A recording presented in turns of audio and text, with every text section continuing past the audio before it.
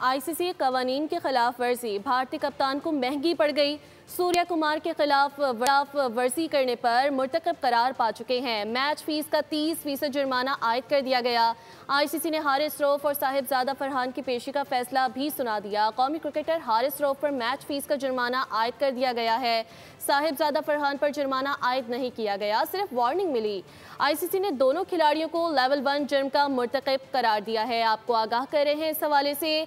ICC कवानीन के खिलाफ वर्जी हुई है, भारतीय कप्तान को महंगी पड़ चुकी है। सूर्या कुमार के खिलाफ वर्जी के मुर्तकब करार पाए हैं। मैच फीस का 30% जुर्माना आयद कर दिया गया।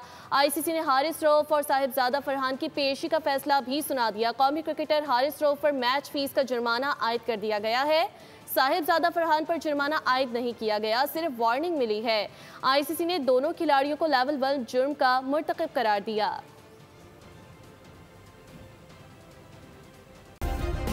सब्सक्राइब करें और बेल दबाएं ताकि कोई खबर रह न जाए।